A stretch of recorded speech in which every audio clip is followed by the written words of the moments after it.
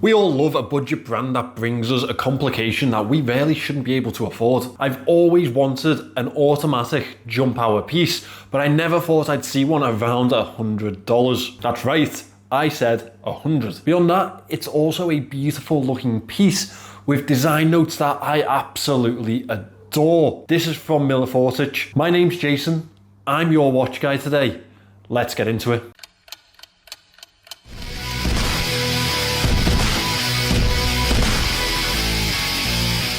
This is Milifortic's jumping hour piece. It's a dress style watch, but there's so much more going on than that one complication. The dial's made up of a single minute hand, along with a sweeping second hand sub dial at the 6 o'clock. At 12 o'clock is the magic. A jumping hour is literally what it says on the tin. As the minute hand reaches the 12 o'clock, that hour display literally snaps to the next position, giving a really satisfying motion to the time. I think it's definitely my favorite feature to this piece, that instant gratification of the hour numeral switching almost instantaneously. The casing is very classical and almost ornate, fitting the subject matter of this piece, a dress watch, almost perfectly. The upper casing is finished in a radial brushing, which accents and almost highlights the high polished bezel. The side profile has a lovely subdued brushed effect to it, and it brings a very sophisticated look to that 46mm lug to lug. You all know that a slightly smaller case profile fits me very well,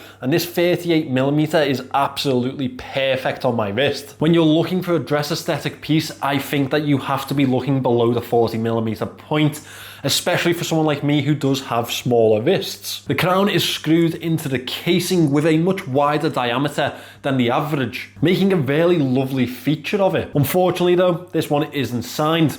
The sapphire crystal does have a domed effect to it, and I think that's the exact right fit for this watch. It does add to the height of the piece ever so slightly, bringing it in at 11mm. The case back isn't really much to write home about. It's completely blank with a radial finish to it. That being said, it is screwed into the case and helps to provide the watch with 100 meters of water resistance. That makes it a pretty competent piece for what is on the surface a dress watch. Overall, the case, as I have mentioned, is a joy to wear for me. It really fits well to my wrist, and I think that it fit well to a lot of other people's styles. The dial completely adds another level to this watch. Obviously, we have the amazing complication that I've already mentioned, but below that, and framing it, if you will, is a stunning, almost bronze effect dial. It has a lineal brushed texture to it, which highlights the vinyl effects to the sub-dials and really makes this pop in certain lighting. The minute track and the markings are printed to the dial in a black print. That makes them very visible and easy to read. But above that, it fits the style of the piece very well. The alternate texture to the sub-dials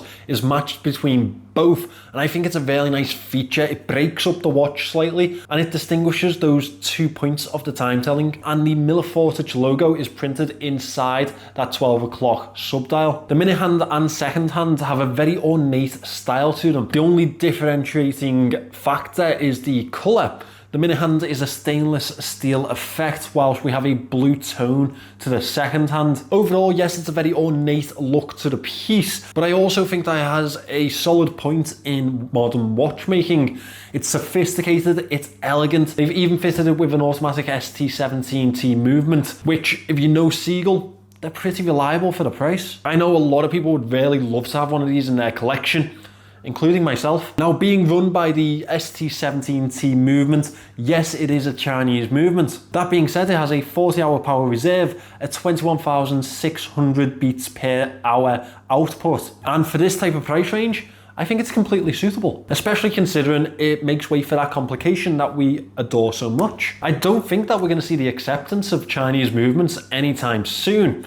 That being said, in this type of price range, I think that they offer quite a bit for a consumer. We have a leather band attached to this piece. It is definitely more along the way of a vintage style with small pieces of stitching up towards the lugs and towards the tail end. The buckle is brushed and signed with the Milifortic print, and genuinely I think that this just plays completely into the style of the piece, almost militaristic, but again, very vintage. So this is a $100 watch. It's not going to be perfect. What improvements would I like to see? Well, I've mentioned this with quite a few pieces in the past.